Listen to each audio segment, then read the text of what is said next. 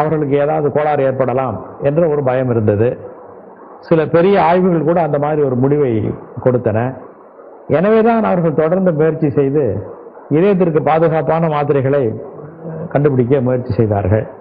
இன்றைக்கு கிடைக்கக்கூடிய கிளைமிபிரைட் என்ற மாத்திரை இதயத்திற்கு அவ்வளவு பாதிப்பை தருவதில்லை என்ற ஒரு காரணத்தினால் அது பாதுகாப்பானதாக கருதப்படுகின்றது.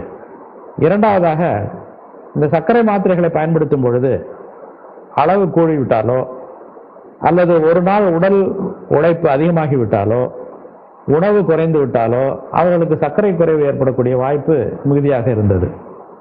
ஆனால் இன்றைக்கு கிடைக்கக்கூடிய சல்பனைல்யூரியா மருந்துகளில் சர்க்கரை குறைவு ஏற்படக்கூடிய வாய்ப்பு மிகவும் குறைந்து விட்டது என்ற ஒரு நம்பிக்கை இருக்கின்றது. எனவே இன்றைக்கு நாம் பயன்படுத்தும் கிளைமிபிரைடு மாத்திரை இதயத்தையும் பாதிக்காது, சர்க்கரை குறைவையும் அடிக்கடி ஏற்படுத்துவதில்லை என்ற ஒரு வசதி இருக்கின்றது. இப்போ இந்த மாத்திரைகளே இந்த பென்சாயிக் அமில வழி மாத்திரைகள் சொல்லி ஒரு கேள்விப்படும், அந்த மாத்திரைகள் இன்னைக்கு புழக்கத்தில் இருக்கா? அதாவது சல்பனைல்யூரியா மருந்துகள் இதயத்தை பாதிக்கின்றன, சர்க்கரை குறைவை ஏற்படுத்துகின்றன என்ற காரணத்தினால் கண்டுபிடிக்கப்பட்ட மாத்திரைகள் தான் இந்த பென்சாயிக் அமில மாத்திரைகள்.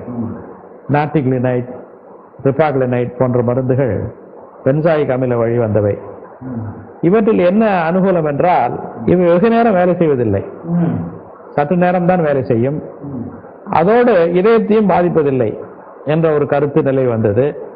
இருந்தாலும் இந்த மாத்திரைகளை ஒரு நாளைக்கு 3 முறை தர வேண்டியிருக்கின்றது, அதிக அளவில் தர வேண்டியிருக்கின்றது என்ற காரணத்தினால் இந்த மாத்திரைகள் அவ்வளவு புழக்கத்தில் இல்லை. அதைவிட நல்ல சல்பனைல்யூரியா மருந்துகள் வந்த பிறகு இந்த மாத்திரையின் புழக்கம் குறைந்து விட்டதுதான் என்று சொல்ல வேண்டும். இருக்கு, ஒரு சரியான நோயாளியை தேர்ந்தெடுத்து அந்த மாத்திரைகளை நாம் கொடுத்தால் நம் பலன் எதிர்பார்க்கலாம். ஒரு மருத்துவரின் திறமையே அதுதான் இருக்கின்றது. எந்த நோயாளிக்கு எந்த மருந்து சேரும் என்று கண்டுபிடித்து அந்த மருந்தை கொடுக்கும் பொழுதுதான் முழு பலன் கிடைக்கின்றது. அப்படி பார்க்கும் பொழுது இன்றைக்கும் என்னுடைய நோயாளிகளில் சில பேருக்கு இந்த பென்சாயிக் அமில வழி வந்த மாத்திரைகளை நான் கொடுத்து கொண்டுதான் இருக்கின்றேன். இந்த இன்சுலின் அடிப்படையில் வேலை செய்யக்கூடிய மருந்துகள் எத்தனை மாதிரி வகைகளாக? அதாவது 40 ஆண்டுகளுக்கு முன்பே இன்கிரிட்டின் நிகழ்வு என்ற ஒன்று எங்கள் புத்தகங்களில் சொல்லப்பட்டது. என்னவென்றால், ஒரு சாதாரண மனிதனுக்கு, நலமாக உள்ள ஒரு மனிதனுக்கு ஓரளவு குளுக்கோஸை வாய் மூலம் கொடுத்தால் இன்சுலின் சுரப்பு மிகுதியாகும். அதே குளுக்கோஸை நரம்பு மூலம் செலுத்தினால் அந்த அளவுக்கு இன்சுலின் சுரப்பு மிகுதியாவதில்லை. எனவே சொல்றதே நரம்பு மூலம் இல்ல இன்கிரிட்டின் நிகழ்வு என்பதை பற்றி நான் சொல்லிக் கொண்டிருக்கின்றேன். அந்த நிகழ்வு எப்படி சொல்லப்படுகிறது என்றால், ஒரு நோயாளிக்கு அல்லது ஒரு நலமான ஒரு மனிதனுக்கு குளுக்கோஸை நாம் வாய் மூலம் கொடுத்தால் இன்சுலின் சுரப்பு அதிகமாக இருக்கும். அதே அளவு குளுக்கோஸை நரம்பு மூலம் கொடுத்தால் இன்சுலின் சுரப்பு அவ்வளவு இருப்பதில்லை.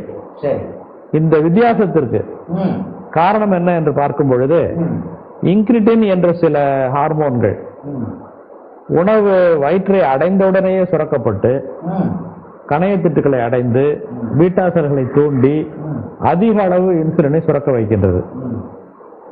இதனால்தான் அந்த இன்கிரிட்டின் நிகழ்வு முக்கியமானதாக.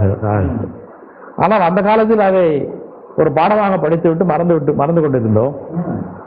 சமீப காலத்தில் அந்த இன்கிரிட்டின் நிகழ்வை ஏன் பயன்படுத்தி மருந்துகள் தயாரிக்க கூடாது என்ற ஒரு ஆவல் ஏற்பட்டது. இந்த ஆவல் ஏற்படுவதற்கு ஒரு முக்கியமான நிகழ்வு காரணம். அதாவது அமெரிக்காவில் அரிசோனா பகுதியில் இருக்கக்கூடிய ஒரு பல்லி வகை, அந்த பல்லி வகையினுடைய உணவு பழக்க வழக்கம் எப்படி என்றால், ஒரு நாளைக்கு உணவு எடுத்துவிடும், பல மாதங்கள் பட்டினியாக கிடக்கும். இந்த பல்லியினுடைய உமிழ்நீரில் இருந்து ஒரு பொருள் கண்டுபிடிக்கப்பட்டது.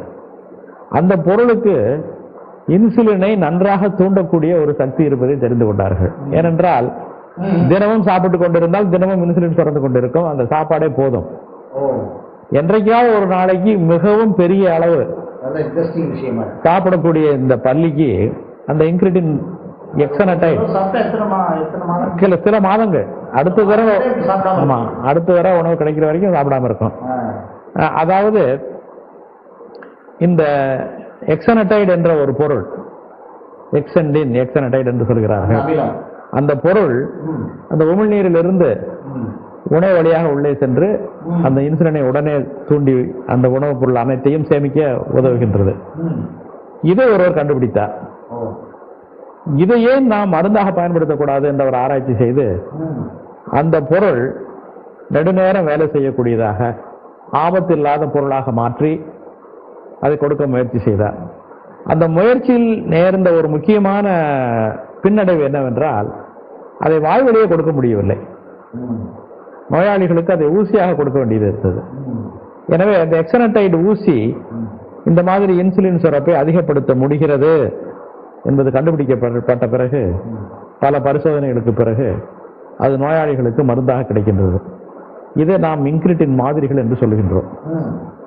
அடுத்தபடியாக நம் உடம்பிலேயே இருக்கக்கூடிய அந்த இன்கிரிட்டின் ஹார்மோன்ஸ் ஜிஎல்பி ஜிஐபி என்று 2 ஆங்கில பெயரில் அழைக்கிறார்கள். அந்த 2 சுரப்புகளும் உடனே அழிக்கப்பட்டு விடுகின்றன. அந்த அழிக்கப்படுவதற்காக பயன்படுத்தும் நொதியை தடுத்து நிறுத்தி அந்த 2 சுரப்புகளும் நெடுநேரம் வேலை செய்யும்படி செய்வது இன்னொரு வழிமுறை. அந்த வழியில் சில மாத்திரைகள் கிடைக்கின்றன. அந்த வழியில் என்ன பெரிய பலன் என்றால் அவற்றை ஊசியாக தர வேண்டிய அவசியம் இல்லை. மாத்திரைகளாக வாய் வழியை கொடுத்தாலே போதும், முழு பலன் கிடைக்கும் என்று கண்டுபிடிக்கப்பட்டது. அந்த மாத்திரைகளும் இன்று பல வடிவங்களில் இன்று மக்களுக்கு கிடைக்கின்றது. இப்ப இந்த இன்கிரிட்டின் மாதிரிகள் சாம்பிள்ஸ் எல்லாம் இப்பவும் இந்தியாவில் புழக்கப்படுதா? அதாவது இன்கிரிட்டின் அனலாக்ஸ் என்று சொல்லக்கூடிய மருந்துகள், ஒரு விதமான மருந்துகள் இன்று இந்தியாவில் கிடைக்கின்றன. இன்னொரு விதமான மருந்து கூடிய சீக்கிரம் இந்தியாவில் கிடைக்கும் என்று நம்பப்படுகின்றது. இந்த 2மே ஊசியாக தரப்பட வேண்டும். ஒரு நாளைக்கு 1 முறையோ 2 முறையோ ஊசியாக கொடுத்தால்தான் பலன் இருக்கும். இன்னும் மேலை நாடுகளில் வாரத்திற்கு 1 முறை ஊசியாக கொடுக்கும் மாதிரி மாத்திரைகளும் ஆராய்ச்சியில் இருக்கின்றன, ஊசிகளும் ஆராய்ச்சியில் இருக்கின்றன. அவைகளும் இந்தியாவில் கூடிய சீக்கிரம் கிடைக்கும் என்று நம்பிக்கை இருக்கின்றது. இப்ப TPP4 அப்படின்னு சொல்லி ஒரு சர்க்கரை நோயை பற்றி வேலை செய்கின்ற ஒன்று இருக்கு, அதை பற்றி என்ன? அதாவது DPP4 என்பது ஒரு நொதி.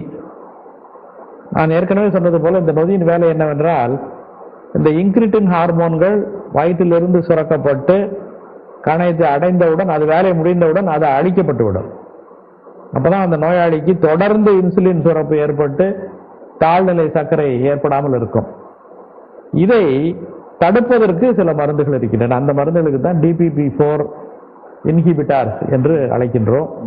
அவை இந்த நொதியை தடுத்து அதன் மூலம் இந்த சுரப்புகள் சுரந்ததை அழிய விடாமல் பாதுகாத்து நெடுநேரம் இன்சுலின் சுரக்கக்கூடிய ஒரு வழியை ஏற்படுத்தி கொடுக்கின்றன.